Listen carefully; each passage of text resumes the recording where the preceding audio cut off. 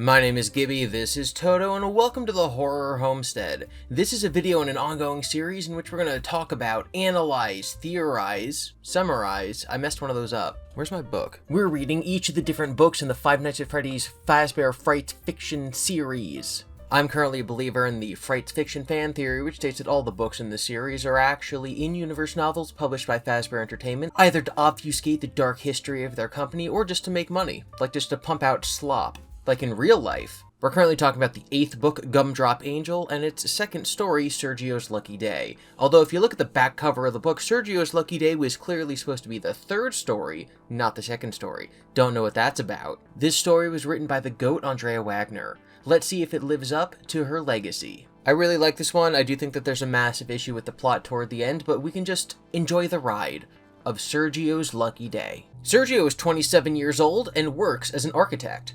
All of his friends are his co-workers, and he doesn't seem to have any sort of life outside of work.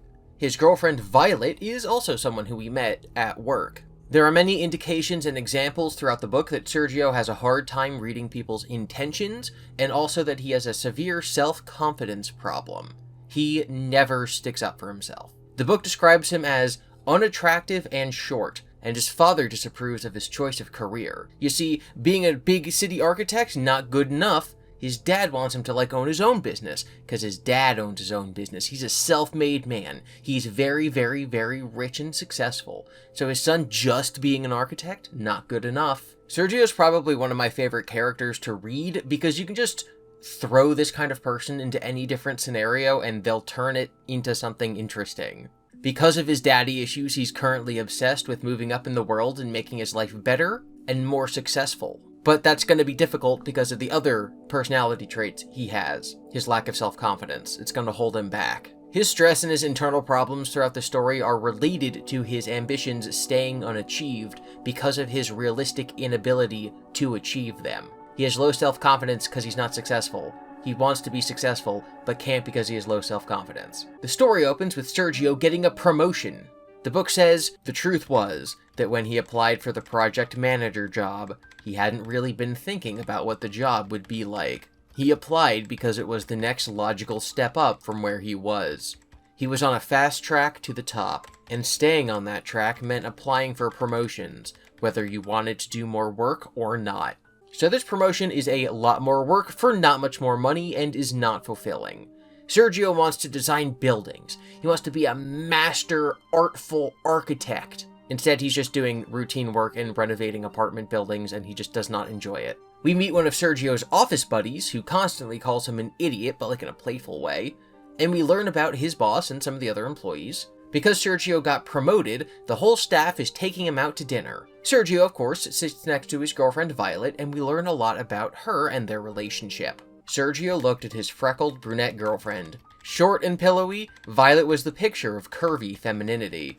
To play up her soft features, Violet wore clothes with lots of trim and ruffles and color. Her wardrobe had sass, as she called it. She was always asking him if she looked sassy. He wasn't sure how sassy looked, so he always said, "You look sassy as heck, babe." Basically, he lied, and sometimes he didn't like her much either. Violet was a flirt. Even though she was with Sergio, she liked to come on to other men. And not just some men, all men. Married or unmarried. She didn't care, she just liked to flirt. Sergio had never liked the flirting, but lately it was really getting on his nerves. Violet patted his leg, then turned away from him to flirt with Clive, even though only an airhead would flirt with Clive. Everyone knew Clive was obviously taken by outspoken, red-haired Fiona, who sat on his other side now, and Fiona was not a woman to be messed with. Case in point, when Violet leaned toward Clive to rub her chest against his arm, a spoonful of Fiona's mashed potatoes flew across the table and onto Violet's new blouse. Yikes. Yeah, so they're obviously not a good pair. Violet seems to have some serious issues, and Sergio just is not the kind of person to do anything about it or stand up for himself. They don't challenge each other, and so they're just going to continue to be terrible. He's going to continue to be miserable. She's going to be an awful harlot. Also, she rubbed her chest on his arm? Excuse me, that's not flirting, that is workplace sexual harassment. Where is HR? Just like with his job, Sergio also wants to upgrade his girlfriend, or at least he thinks that he deserves better. The biggest issue with his relationship was that, well, Violet wasn't the girl he really wanted. But that girl was someone he hadn't seen in years. He wondered what she was doing now. Sophia Manchester started going to Sergio's high school during his junior year. He fell in love with her on the first day she came to class. Small and graceful like a ballerina, Sophia had the dark looks he loved, and she had the face of an angel. She was also very smart, very nice, very funny, and, unfortunately, very popular. Although she was always perfectly kind to him, and he'd noticed she seemed to like a lot of the same things he liked, they moved in entirely different circles. He didn't stand a chance. But he never forgot her. In the nearly 10 years since he'd seen her, he'd been trying to find a woman like her. Violet, sadly, wasn't that woman. Okay, let's talk about how this is a terrible mentality to have. Firstly, if you're not happy with the person you're with, but you're staying with them until something better comes along, that's a horrible, evil thing. Do not do that. Secondly, and I know a lot of young people, in my case, it's men who I've had this conversation with multiple times. I used to work with teenagers and they'd come to me and talk about like their crushes and their girl problems. And I always told them not to be upset if a crush they had didn't work out, because it was never real. Your girlfriend breaks up with you? Sure, be sad for however long that takes. But you get rejected by a crush? What is there to be upset about? You haven't lost anything besides your own fantasy, and that was never real. I genuinely think you have to date someone for a pretty long while to get to know them for real, and that having a crush on a person is really just idolizing them. I feel like people tend to fill in the gaps that they don't know about someone with what they want to hear. What's their ideal vacation destination? Well, it's the same as yours, obviously. Don't know their opinion about cooking? They love all the same foods that you do. You don't know how they act while they're watching TV? Clearly, it's however you act. Like if they're on their phone, or if they're really good at guessing plot points, or if they really want to know what that actor was in. Surely they will take interest in things the exact way that you do. They must, because they're perfect, because you have a crush on them. But that person isn't real. That's a fantasy perfect girlfriend that you've imagined for yourself wearing the skin of your crush. What I've learned is that you can tell every single 16-year-old on the planet this and they still will not listen to you. But it's important anyway, because if you don't try, how will you succeed? The other red flag for Sergio is that he's still thinking about this girl 10 years later. Not only does he think he's in love, the text says he fell in love with her on the first day she came to class. He's in love with a fantasy, but it's a fantasy of someone who is almost certainly not the same person anymore. He fell in love with a 17-year-old. They are 27 now. So she never existed, this person he's in love with, and now the part of her that never existed also doesn't exist anymore. This is a very unhealthy thing, Sergio. He can say that he's looking for someone like her, someone who was nice and funny and shared interests and whatever. That's having a type, but his feeling toward this girl is not having a type, it's an obsession. What were we talking about? The story? He'd been wanting to trade in his old small pickup for a nice SUV for years. Once he'd done it though, he realized he still didn't have the vehicle he truly desired. Why was it whenever he climbed a little higher on the ladder, he felt like he still had too many rungs to go before he reached? This is just Sergio complaining about his life. But this is also the transition paragraph we get to Sergio going home to his apartment. His neighbor is an elderly lady who annoys Sergio. She seems to wait up by her door so she can hear him coming in, and then she'll go and try to talk to him, offering him baked goods and a conversation, which Sergio does not want after a long day of work. He just goes to bed. His upstairs neighbor is also very annoying. In the early hours of the morning, she starts to exercise and he can hear her through the ceiling. He calls her the Thunderfoot. That night, Sergio calls his parents to tell him about his promotion, and this is where we learn the source of his angst. You have to be a visionary, son, if you want it at all. You can't reach the top without being able to see the top. You have to be bold and daring to stand out. This is Sergio's father, telling him that he's disappointed in him for working as an architect. Because even as an architect, he doesn't even work on skyscrapers. Ew. I got a promotion today, Sergio said. The one I told you I applied for. I got it. Head of the company? Tony asked, laughing again. Tony, be nice, Sergio's mother said. Congratulations, Sergio. We're so proud of you. We need to have a celebration. Your favorite pasta. And cake. We have to have cake. What was the job you applied for again? Project manager. That sounds nice, his mother said. Tony snorted. Don't rest on your laurels, Sergio. Always upward. Did you catch the game last night? Sergio's eventual downfall will be the result of his mentality that he should always be focused on moving upward. It's one thing to tell someone that they shouldn't rest on their laurels, which is good advice. It's another to be a father and to tell their son that they're basically not proud of them and do not value their accomplishments. These kind of issues will obviously affect Sergio's self-image, and in this case, it gives him the one-tracked mind that he always has to be upgrading. He needs to focus not just on success, but upward mobility above all else, including other people. He called them to get validation. He was trying to feel like he'd finally gotten enough to have arrived. Why in the world did he think he'd get that validation from his father? So Sergio is chasing that daddy validation. Does he get it? Let's see. This is a conversation between Sergio and his work friend Clive. Sergio asked, "Do you ever think we reach our ideals?" It's a good question. Honest answer, I don't think ideals are actually real. I think they exist only in our heads. I mean, have you ever drawn something that was just as good as you imagined it in your head? If you have, I'll buy you dinner every night for a week, because I sure haven't. That's depressing. Seriously, I don't think it's depressing at all. It's kind of freeing when you think about it. If we can't ever get what we want, why bother trying? Just do your best and have a good time. He bowed multiple times as he backed out of Sergio's office. Sergio laughed, then sobered, and tried to concentrate on work. Cringe!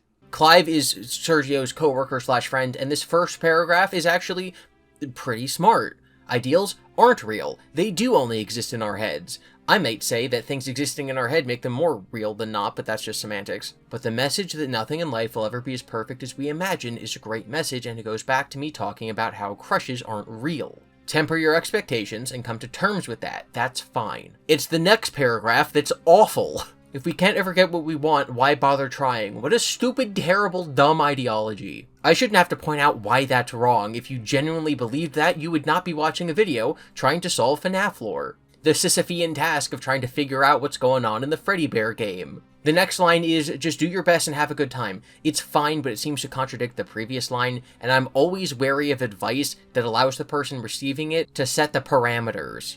Like, if you ask me what you should do, you're looking for my input. You've come to me for help. If I say, do what feels right, all I'm doing is putting the conclusion back onto you. Have a good time. Unless you're defining good time, that's a meaningless statement.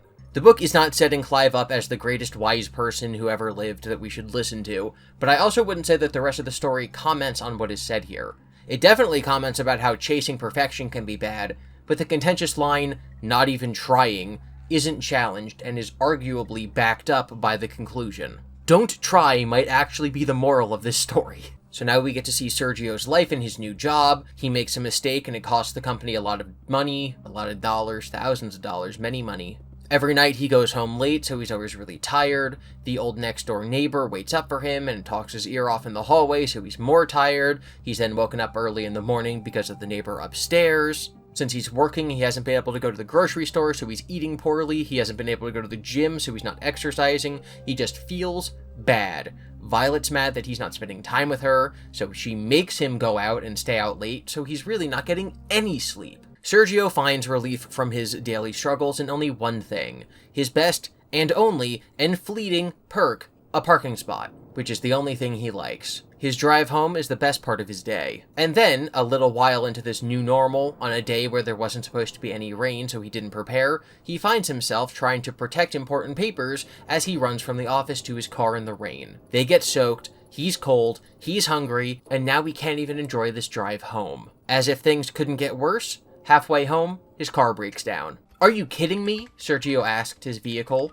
It had no response. Silly Sergio, inanimate objects can't respond to you. Since, as we will later learn, it is 1995, Sergio doesn't have a cell phone, so he has to go find one for help. He peered into the gloom looking for an open sign on one of the storefronts. He didn't see any. This block had no bars or restaurants, so nothing was open. He thought about where he was, and he remembered there was a gas station 2 blocks over.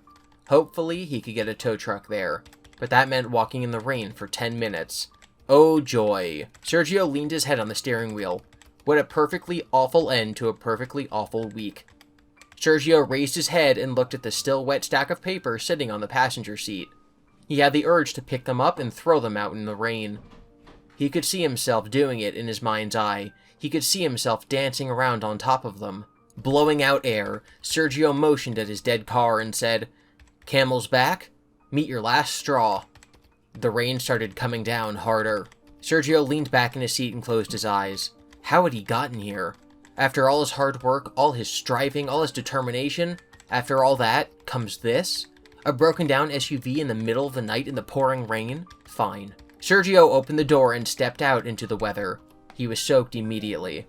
He slammed the SUV's driver's door, stomped forward 2 feet, and kicked the front tire as hard as he could. Ouch, Sergio screamed. He hopped around on 1 foot and marveled at how much pain a toe could generate. Water slid down inside his collar, and his hopping foot splashed water up his pants leg. I like how he both says that it's fine, he's accepting his circumstance, but he also still then kicks the car's tire in anger. He accepts the situation, but he doesn't like it. He then starts his trek through the rain.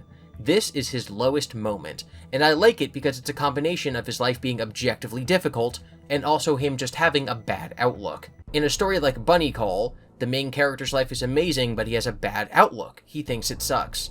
In a story like 1:35 a.m., Delilah's life actually is bad, and she has to deal with it. Sergio's life sucks, which is not his fault, but he also has a bad attitude, so this is a very low moment. I put this story in the same category as The Breaking Wheel for being a story that I want to read in a non-Fazbear Frights universe. Like, I want to read about Sergio's father issues, and his relationship with his terrible girlfriend, and him gaining confidence, but also losing his ego. But we don't get that story. We get this story. We get the story of Sergio walking down the sidewalk in the rain, soaked to the bone, trying to walk to a gas station so he can call a tow truck at a very late hour after working too hard at his job with a girlfriend who doesn't actually like or support him. He's walking, looking down at his feet, and he spots something sticking out of a pile of trash. He leans down, and he picks up a 10-inch figurine of Balloon Boy from Five Nights at Freddy's 2. Sergio kept walking, but then 2 things happened at once. The rain stopped entirely, and Sergio nearly tripped over an overstuffed green garbage bag lying in the middle of the sidewalk. Okay, this is weird because the rain stopping is also something that happened in Fetch when they were messing with Fetch. Also, Sergio finds Balloon Boy in garbage, which is where a lot of other villains from this series come from. It's like the same elements are being mixed up and regurgitated to us. What I'm saying is this story was written by ChatGPT. Balloon Boy's sign doesn't say balloons, it says, "I'm a lucky boy." Sergio asks the figurine what it is, and it says out loud, "I'm a lucky boy." This is in contrast to the car from earlier, which didn't respond, because the car is unlucky. Either that or Andrea Wagner didn't even notice that she made this comparison. The figurine is described as old-fashioned. Keep in mind this is in 1995, so it's old by 1995 standards. Sergio starts asking the figurine questions, and it answers in a way that makes it seem like it can understand him, but it also seems limited by its pre-recorded phrases. Balloon Boy says he's lucky. Sergio says good for you. Balloon Boy repeats good for you. Sergio thinks this is weird, so he says testing testing into the figurine thinking that it can mimic him, but the figure says it's lucky to be lucky. Sergio asks it its name, and it says, "My name is Lucky Boy." Is it haunted? Is it smart technology in 1995? Or is this the field? I don't know. Sergio wondered if Lucky Boy was worth anything. Probably not. But either way, he found he couldn't leave it lying there. It was unique, and it looked antique. He loved unique antiques. He'd make them part of his home decor. This is one of the best passages in all of Frights. I'm very serious. I talk often about how I think some of the stories are poorly written, and that's a very vague thing to say. I've ranted about how some passages are described the way that you would describe a movie that you're watching, and not like how you're writing a book. I've ranted about subtext, I've ranted about imagery. This is a great example of how you should write a book, and what books can do that movies can't. Words have their own meaning apart from their literal definition. A word's definition is called its denotation. A word's secondary association is called its connotation. It's the difference between the word father and the word daddy. They have the same definition, the same denotation, but you'd use them in different contexts. Books can play around with words by carefully choosing which synonym they'd want to use based on its connotation. They do this in a way that movies can't. A movie shows you an object by depicting it physically on screen. You guys can see what I'm doing now. It is objectively being picked up by the camera. But if I was writing a book, I could say, he picked up the limp book. Or I could say, he wiggled the floppy book. Those say different things while describing the same action. Beyond denotation and connotation, you can also consider the way a word looks or how it sounds, regardless of its meaning. A few years ago, a trend went viral where people were asked to describe people, objects, or feelings as being either boba or kiki. I did this with my friends, and we were all in agreement and in unison when a picture would pop up and we would say it was either boba or kiki. Boba, kiki, boba, kiki, boba, kiki, boba, kiki. And that's because we associate those sounds and those letters with different attributes. Boba is round. The B's and O's are round shapes. Boba is cute, the way that like a squishmallow is cute. Kiki is sharp. There are 12 sharp edges in Kiki, and it comes out of your mouth with force. Boba, Kiki. So sharper, more dangerous things are Kiki. Boba is cute. Kiki is cool. The words have no meaning, and yet everyone has an association with them because of how they're pronounced and how they look. I think the most fun letter is the letter Q. It's just a silly little guy sitting there in the middle of the alphabet, doing nothing. It's a silly little shape, it's almost never used, it has a unique rule where it always has to be followed by a U. It's like it has a little friend. Capital Q is a soft little guy with a tail. Lowercase q is just a silly little p going the wrong way. It's basically useless because it can be replaced with a k, so why do we even have it? Want to give an alien a name? Put a q in there. Great letter. I actually asked my audience what they think the coolest letter is, and Q won out by a wide margin. So just the phrase, unique antique, is some of the best writing in the entire series because it's saying something other than the literal definition of the words. The passage could have said, it's a one-of-a-kind vintage item. That gets across the same meaning on paper, by definition. But it means something totally different in execution. Not only that, but the page actually repeats the phrase. It was unique and it looked antique. He loved unique antiques. It's so silly, it's so fun. Sergio sees this creepy, probably haunted object, and without having to show us his inner monologue, or for the book to point blank tell us that he liked it, we know that he likes it because it's described as a unique antique. You would never read this passage as, it was unique and it looked antique.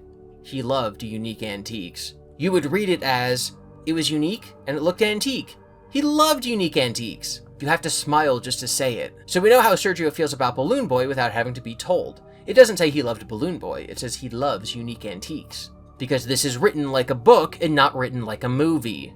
Great sentence, thank you Andrea Wagner. It's been a very long time since I've been able to rant about something in these books being good. Sergio goes to the gas station and calls a tow truck.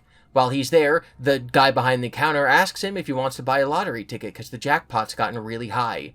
Lucky Boy says, it's your lucky day, so Sergio shrugs and buys one. I wonder where this is going. Sergio gets dropped off at his apartment. His annoying neighbor is asleep, so she doesn't bother him, which he thinks is lucky. He goes to bed, wakes up, goes to work. His boss tells him he looks too sleepy to work, so he should go home. So he leaves work early, but he has to check in with his girlfriend first to tell her that he's going home. She says that they should hang out later. He stands up for himself and says, no, I'm going to go home. I'm going to go to sleep. So he goes home. He turns on the news. They announce the winning lottery ticket. He won. He starts to dance around and cheer because he's so happy. The annoying upstairs neighbor is exercising, but he doesn't care about how loud she is because he just won the lottery. He calls off work the next day. He picks up his $600,000, pretty cool, and then has to decide if he should use this money to fix his car or buy a new one, his dream car. Lucky Boy tells him, you deserve good things. Once again, this is possibly a pre-programmed phrase for this toy, but it's also possibly something he's saying in response to the circumstance on purpose. Sergio follows this advice and goes out to buy a new car. Let's talk about the Twilight Zone for a moment.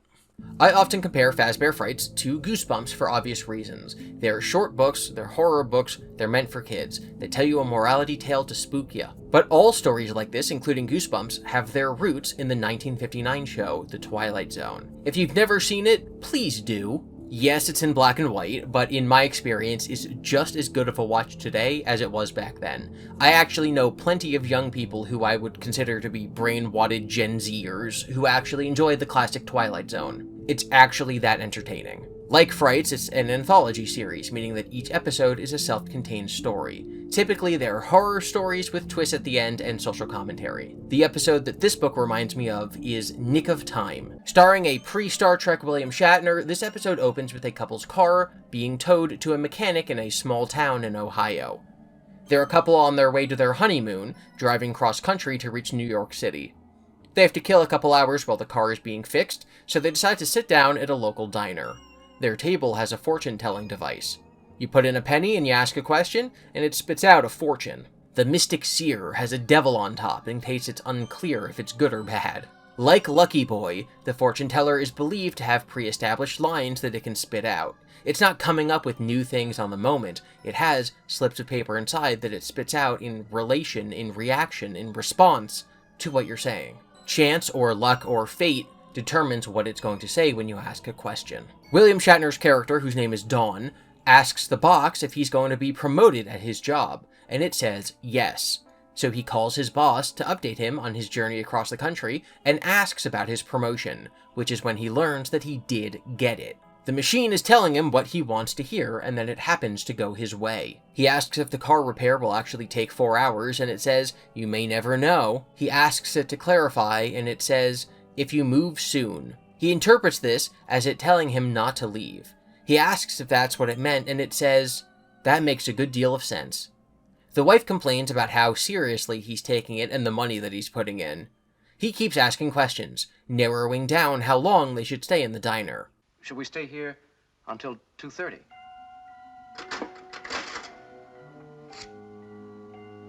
Try again.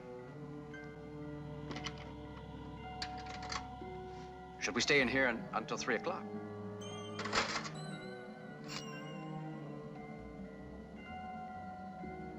There's no question about it.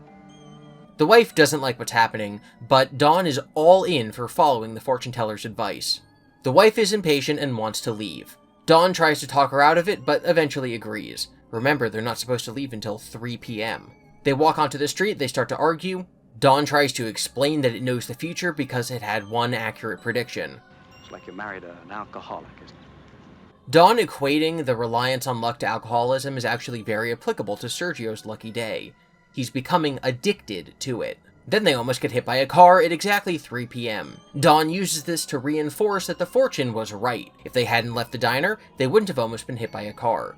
Telling them to stay until 3 p.m. was beneficial to their survival, so they should listen to the fortune teller. They go back to the diner, and Dawn is convinced that it's telling the truth. He asks it more and more questions, interpreting its vague answers the way that he wants to hear them. He specifically points out how he's not crazy. He doesn't think it's talking to them, just that it's spinning out random pre-written slips that tell their future. Will we reach New York all right now? Your chances are good. Very precise. Honey, what do you expect? A slip should come out and say, "Hiya, Donzie and Patsy, so how's by you?" I never said these slips were made for us personally. I only said I heard. It's using the 0-point field. He asks the machine if their car will be ready early. It says it's ready now, and immediately the mechanic walks in to tell them that their car is ready early. Convinced now that it's real, he has his wife try the machine. She tries to trick it, asking it wrong questions, like if they'll reach Cleveland when they're actually going to New York City. The machine seems to know that she's tricking it and responds accordingly. Don starts asking questions about his life, throwing penny after penny into the machine to learn about his future. Are we going to live in the East? Are we going to live in the West? Are we going to live in this country? He becomes incapable of making decisions on his own without the machine. Then we get the moral that we're supposed to learn. Are you just gonna sit here and let that thing run your life? Run my life. Isn't that exactly what you're letting it do? It made you stay here instead of leave. It made you afraid to walk down the street. And now it's telling you where you're going to live. It doesn't matter whether it can foretell the future. What matters is whether you believe more in luck and in fortune than you do in yourself. We can have a wonderful life together. If we make it wonderful ourselves. I don't want to know what's going to happen. I want us to make it happen together. They decide to leave. On their way out, another couple comes in. They're sad, nervous, and they walk to the machine. Do you think we might leave Ridgeview today? Two people permanently enslaved by the tyranny of fear and superstition. Facing the future with a kind of helpless dread. Two others facing the future with confidence. Having escaped one of the darker places of the Twilight Zone. Lucky Boy spitting out these pre-recorded phrases and Sergio listening to them and finding success is exactly what happens in this episode of The Twilight Zone. I talk a lot in my book analysis about the literary canon and allusions to other media.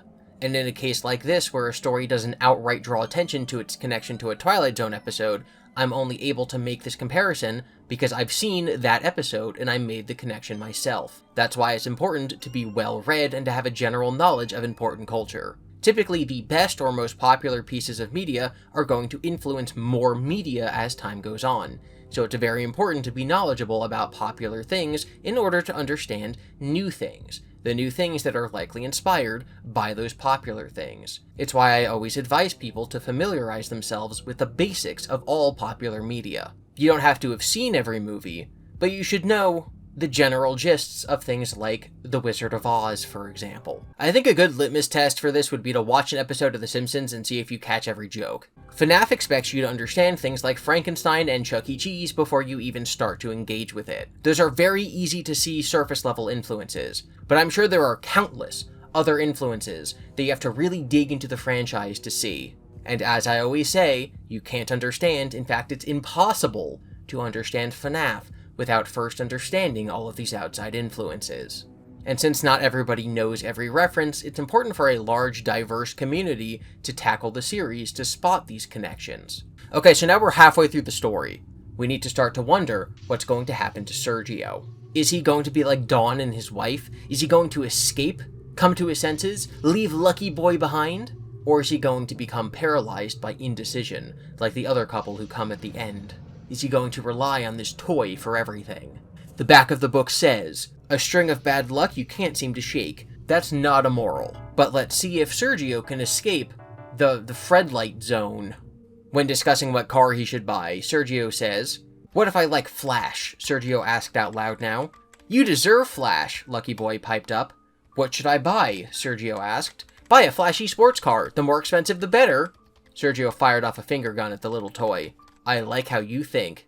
So now Lucky Boy isn't just responding with stock answers that could possibly have been programmed into him, he's actually talking to Sergio. Or it's all in Sergio's head. Unlike the Twilight Zone episode, where we see the events unfold objectively from a third-person perspective, this story is entirely told from Sergio's point of view. Is Lucky Boy actually saying these things, or did Sergio just hear them that way? Has he started internally interpreting words this way, or is Lucky Boy actually haunted?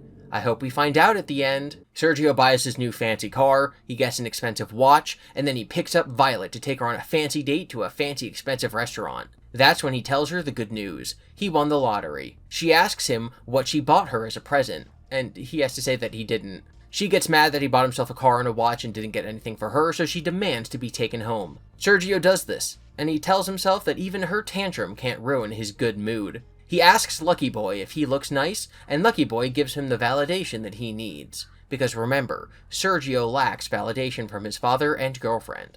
So now Lucky Boy is his father and girlfriend. The next day at work, Sergio tells his buddy Clive that he won the lottery. Clive stood, leaned over Sergio's desk, and raised his hand. "High five." Sergio slapped Clive's hand. "I'm honestly happy for you," Clive said. "Enjoy. Just don't cut off your nose to spite your face." "What does that even mean?" Sergio asked. "I'm not really sure. It's just what my mother said whenever I did something dumb in reaction to something. Actually, I don't think it's applicable here, but whatever. Just be careful with your decisions." "Yes, Dad." Clive laughed and left Sergio's office. This "don't cut off your nose to spite your face" quote is foreshadowing, but it's actually one of the worst foreshadowings I've ever seen. The phrase "don't cut off your nose to spite your face" means you should not act in a way that harms yourself just to punish or hurt somebody else. They lampshade this by having Clive admit that it's not actually applicable to the scenario. So then why not just write the scene so that it is? Rewrite the story, Andrea. Have Sergio say, before he wins the lottery, that he's considering leaving his job. Have him say that he's tired of being relied on too heavily by the company. He wants to lose his job to hurt the company. And then have Clive say the nose line. And then when Sergio quits because he won the lottery, it will be like he's actually fulfilling this thing where he's cutting off his nose to spite his face. Anyway, someone steals Sergio's new car the first day he bought it. Whoops. He files a police report, he goes home. The loud lady who lives above him is in the elevator. She angrily tells him that he was too loud the previous day when he won the lottery. And he gets mad because she is too loud and wakes him up all the time. The audacity. He tells her this and she gets angry. He passes the old neighbor lady who annoys him, and she offers him some food. He snaps that he doesn't like talking to her, and only does because he's being polite. Then he goes into his apartment to pout. Sergio felt like a jerk, but he also felt exhilarated. Saying what he wanted was very freeing. He asks Lucky Boy what to do, and Lucky Boy says, "Everyone who's someone should have a house." Sergio realizes that if he had a home instead of this apartment, then most of his problems would go away. And he's an architect, so he can just design himself a great house. And then, he thinks, he can use this cool new house he designed as an advertisement to make his own architecture business. He'll say, look at my cool house. I can design you a cool house too. And what was he going to do about Violet? As soon as he changed clothes, Sergio asked Lucky Boy this very question. You deserve to be happy, Lucky Boy said. I agree, Sergio said. But he sat down on the edge of his bed. Violet doesn't make me happy. This was a little bit of a revelation. Huh, Sergio said. He thought back over his year with Violet. Had she ever made him happy? Not exactly. Not really. No, not at all. Having a girlfriend made him feel good. He'd never had one in high school or college. All he'd done was pine for the out-of-reach Sophia in high school, and in college he'd never had time for dating. He'd gone out a few times since then, but Violet was his first steady girl, and that's why he dated her. Not because she made him happy, but because she kept going out with him. Having a steady girlfriend made him feel impressive. What should I do about Violet? Sergio asked Lucky Boy again. If it's broken, fix it or get rid of it, Lucky Boy said. That seemed like good advice. Did Sergio want to fix things with Violet? No, he did not. Okay, then the solution was simple. He leaned over to his nightstand and picked up the phone. He dialed Violet. When she picked up, it was obvious she'd been sleeping. Hello? She breathed into the phone. Violet, what time is it, Sergio? Can't you wait until a reasonable time to call and apologize? Sergio rolled his eyes. I'm not calling to apologize. I'm calling to break up with you. What? It sounded like you just said, break up with you. That is what I said. I don't want to go out with you anymore. Violet was silent, but she was still on the phone. He could hear her breathing. I should have realized it when I didn't buy you anything. If I loved you and really wanted to be with you, buying you something should have been a no-brainer. But forget you, Sergio, Violet said. You're not good enough for me anyway. You're a funny-looking little man, and I'm too much of a catch for you. Violet slammed down her phone, and the line went dead. Sergio sat for a second to see if he felt bad. He didn't. He looked at Lucky Boy. Great advice. Lucky Boy giggled. So Sergio quits his job and is now looking for a new house. Lucky Boy tells him that he deserves a girlfriend who dotes on him, and he thinks he should ask out this really cute realtor he knows. So he commissions her to help him buy a house. After the purchase goes through, he bought a big warehouse he's gonna renovate. After the purchase goes through, he invites her out to dinner to celebrate. Sergio's father would like Claire, Sergio decided as he sat with her at a conference table in her real estate office. Not only was Claire small and slender, but she was dark-haired too. She looked Italian. He didn't know if she was, but she looked it. That would be good enough for Tony. And he could hear his mother now. Oh, the babies you could make together. She always said that when she tried to set him up with an Italian girl. In his lifted truck, Sergio put Lucky Boy in one of the cup holders in the console. When that put Lucky Boy in more of a hole than seemed polite, Sergio dug some paperwork out of the glove box, folded it up, and made a sort of elevated seat for Lucky Boy. Lucky Boy giggled. You might not want to do that when Claire's around, Sergio said, starting the engine. Other people's judgments are irrelevant, Lucky Boy said. Sergio glanced at his new friend. You're right, actually. Okay, laugh if you want to. Lucky Boy giggled. Sergio pulled out of his parking garage. Do you think I should take her something? Flowers? Too much or not enough? Roses speak from the heart, Lucky Boy said. Okay, roses it is. Sergio stopped by a florist and bought a dozen pink roses. Judging by Claire's bright eyes and big smile when she spotted them on the dashboard, he made a good choice. She looked from the flowers to Sergio. For me? Of course. As soon as Claire was buckled into her seat, she noticed Lucky Boy. She picked him up. What's this? Sergio tensed, feeling strangely possessive of the little guy. That's Lucky Boy. He's sort of like a mascot. Claire gave him a puzzled look. Sergio hesitated, then decided to go ahead and tell her the whole story. Before, it had seemed wrong to talk about Lucky Boy, but now it felt disrespectful not to talk about him. Not telling the truth felt like Sergio was taking credit for the recent turn of events his life had taken. Lucky Boy should have some recognition. Sergio told Claire the whole story. Claire listened with rapt attention, her brows going higher and higher as the story went on. When Sergio was done, she turned Lucky Boy over. How does it work? Sergio shrugged. You're not curious? You don't want to take it apart and find out? She started tugging on Lucky Boy's arms. Sergio grabbed Lucky Boy away from Claire. No! Claire's eyebrows climbed a notch higher. Sorry, Sergio said. I guess I'm sentimental about it. Claire looked from Lucky Boy to Sergio and back. I understand, she said. Sergio didn't think she did, but he didn't say anything else, and by then, they'd arrived at the restaurant. Okay, so this is when we have to now talk about the field. Sergio feels strangely possessive of the little guy. Sergio is aware that the feeling he's having isn't totally rational, so there is some force keeping them together. The reason why I wouldn't jump directly to the field is because, as I said earlier, this exact story has been told in many versions. You don't need the field to explain stories where people become possessive of items, where they treat items better than they treat people. But this is Fazbear Frights, where the overarching force in the series seems to be agony and the field. The item found Sergio at his lowest moment. He then connects to it on a somewhat psychic level. Is this really Lucky Boy giving Sergio the specific instructions to buy roses, or is that just what he's translating from its intentions? We don't know. But we do know that he thinks of the object as a different person from himself. Sergio's architect project ends up being more expensive than he planned. He bought this warehouse to turn into a dream house, but he's run out of funds. He asks Lucky Boy what to do, and Lucky Boy says that rich people have lots of money. Sergio interprets this as having to ask his father for a loan. By now, Sergio is taking Lucky Boy wherever he went. Lucky Boy helped him all day long. He helped Sergio pick out materials, make design decisions, and manage his time. He even helped Sergio choose his food. Lucky Boy also advised him on other purchases, like all the electronics he was buying for the new place, and all the casual clothes he was buying to replace his more formal work wardrobe. When Sergio worried about going through his money, Lucky Boy said, "You deserve the best." Lucky Boy had the same thing to say about Claire. When Sergio asked Lucky Boy about Claire, he said, "You deserve the girl of your dreams." Sergio agreed. He needed to stop wasting time with women who weren't right for him.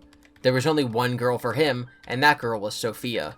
He couldn't have her in high school, but things were different now. Not only did he deserve to have her, but she would be lucky to have him.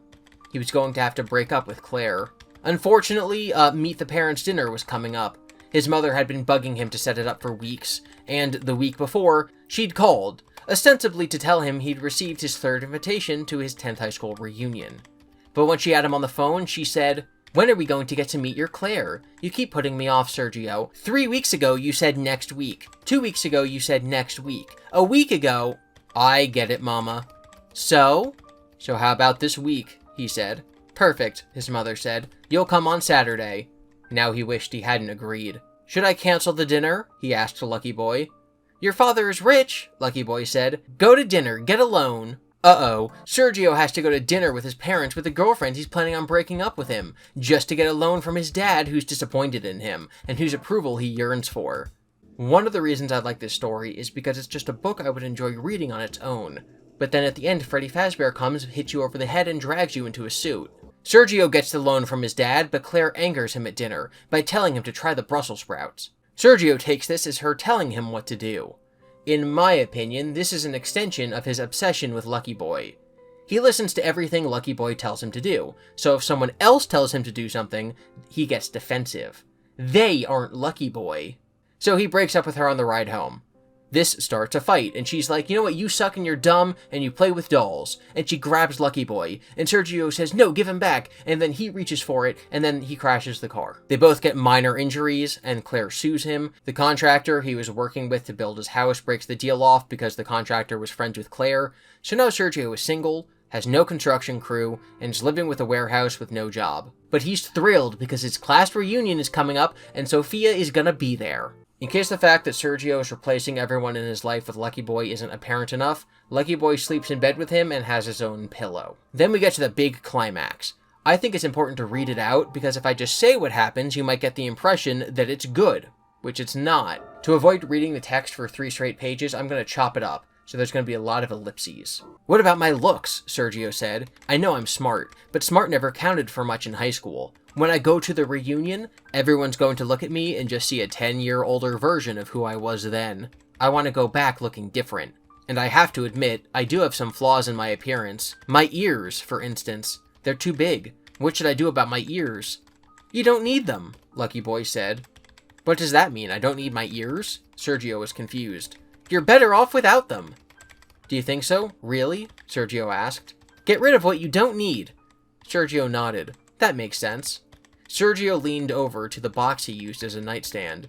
He grabbed a pad of paper and a pen.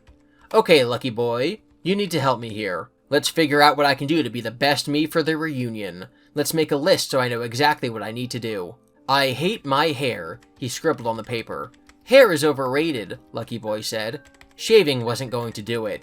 His hair would grow back if he didn't go deep. What can I do about my eyes?" "Eyelids cover eyes."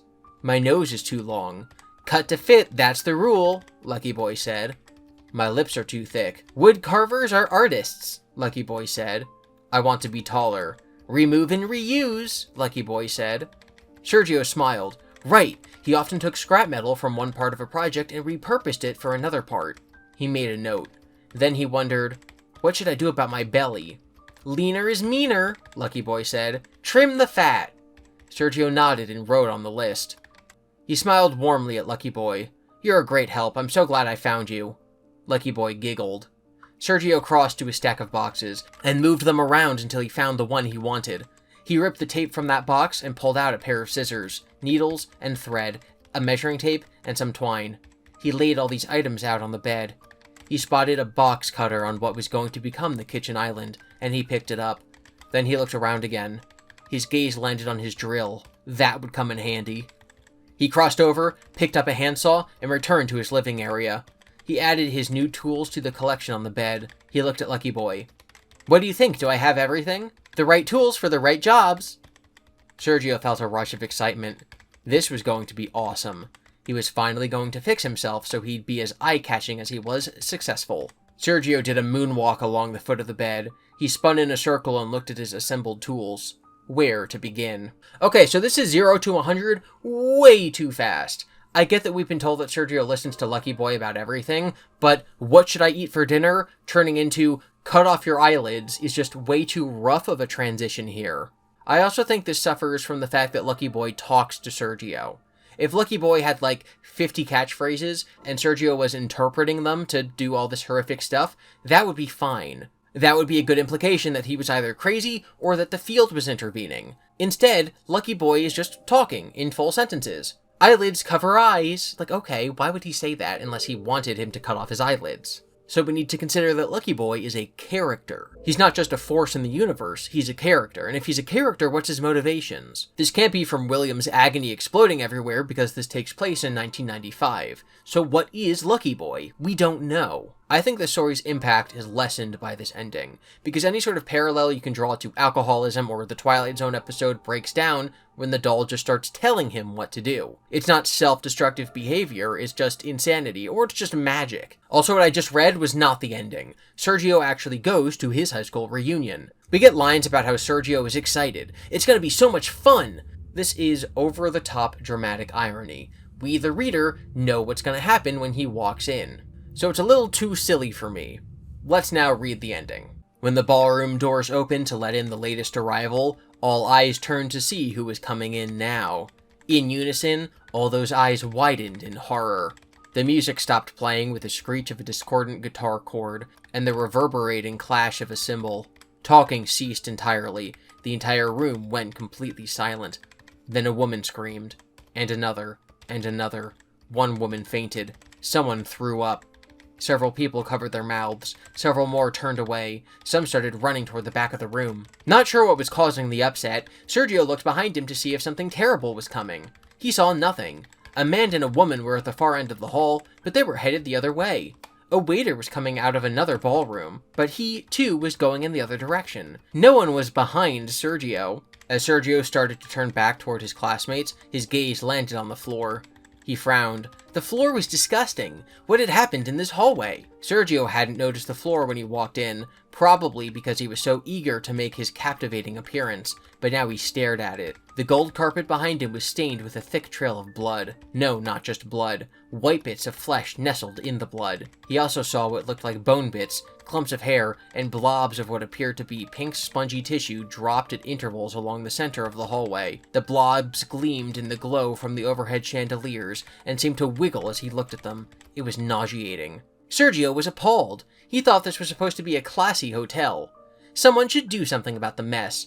But if he went to get a hotel employee now, he'd mess up his timing. His classmates were waiting for him. This is so stupid. Please, this could have been less over the top. I have a feeling some of these were written by Andrea and some were written by Scott, so I'm reading the Andrea sentences like a real story and the Scott sentences in the clown voice that they deserve to be read in. Sergio looked back down the hall to where he'd left Lucky Boy sitting on a chair so he could watch Sergio's triumph. Lucky Boy would agree that Sergio deserved to have the best cleaners take care of this mess. Lucky Boy giggled. Sergio looked down at his feet and noticed even more gruesome waste staining the carpet next to his brand new shoes. Oh, for heaven's sake! Some of the gore had even gotten on the black leather. He leaned over and wiped off what looked to be some rubbery gristle. He shook his head. He would deal with the hotel's janitorial shortcomings later. He turned back to his fellow classmates.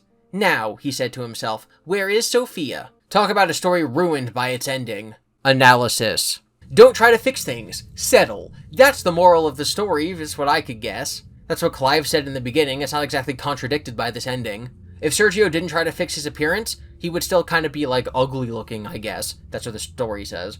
But he was getting dates pretty easily. He was getting girlfriends. He was just the reason that they were being ruined. He kept breaking up with them. He didn't like his girlfriend, but she was probably better than dying. So it really seems like the moral of the story is don't fix things, settle for them. Okay, Scott. For real, the moral appears to be don't listen to bad advice. Don't seek out advice that just backs up your own opinion. Don't listen to false idols. Like, that's probably what it's going for, but that's not really backed up in the text. Don't look for signs in the universe and then interpret them however you wish. Would be a good moral, but that's not what happens. Don't cut off your nose to spite your face, like that's also not what happens. I can see Scott saying, okay, so this guy's life sucks, but he finds Balloon Boy, who gives him generic advice. In the beginning, he follows it and it goes his way. He wins the lottery, he gets a girlfriend. But then he keeps listening to it, and it gives bad advice, like removing his nose to spite his face. And he doesn't understand that this is going too far, so then he loses everything and dies. It's like when normal people start drinking alcohol to unwind in social situations, but then they start needing it to feel normal, and then they start drinking all the time, and they've lost focus on the fact that they were drinking it to have a good time, and now it's ruining their life. But I guess Andrea didn't get the memo if that was Scott's intention, and so she just made the story about a guy. This story, minus Lucky Boy, is a really good story, and I keep saying that. But then Andrea had to write this great story and Scott's weird ending and mesh them together, and so now the good story just has a weird bad ending. It's messed up. They cut a good story to pieces, like Sergio's face. This story was disappointing, and while I enjoyed reading it, it falls into the first draft category that a lot of these stories seem to fit. I'd love to talk to Andrea Wagner or Ellie Cooper about the process of writing these. I would not be surprised if the ending pages where Sergio is like, why is everyone freaking out? There's nothing behind me. If that was written entirely by Scott and then Andrea copy-pasted it like one-to-one into her story. Show me the drafts that Scott wrote. Scott, let me behind the curtain. I want to see how this works. I want to know how the sausage is made. Scott, let me write your next book. I decided to interweave my analysis into the summary of the story so I could prolong the great middle parts before we got to this disappointing ending. I don't really have much more to say. I know the story was adapted into a graphic novel, so I was curious how they depicted the deformed form of Sergio at the end, and it's just this. It's not really as dramatic as I'd hoped. And that was Sergio's Midday. Next up, what we found. Thank you for watching. Be sure to be nice to each other in the comments. Consider supporting the creators you admire. Never lose sight of the things that are important to you. Remember that Freddy's stands for Friendly, Respectful Engagement, Discussion, and Discourse Yield Success. I would like to thank my June patrons. Brandon, Lauren V, Morgan, Nan, Scott, Sophie, Suka, and Wooly, as well as Billy, Chamicon, Klaus, Eliza, Halmar, Johnny the Night Guard, Kira, Lauren R, Rhiannon, Rose, Sebhar, Thamagata, World's Greatest Bard, Ya Boy Peachy, and Zanny Face, as well as Emily, Gremlin, HHD, Jinx, Jose, Kenneth, Mustard Shirt Guy, Rolo, and Riley, as well as Ellie, Jojo, Ray, and Jeannie. I would also like to thank my Night Guards. Guards who made it to Night 1, Haley, Sophie, Poppy, Bob, Theory Chum, Riley, JT Kelly 18, Golden Productions, Louie, and Jackie.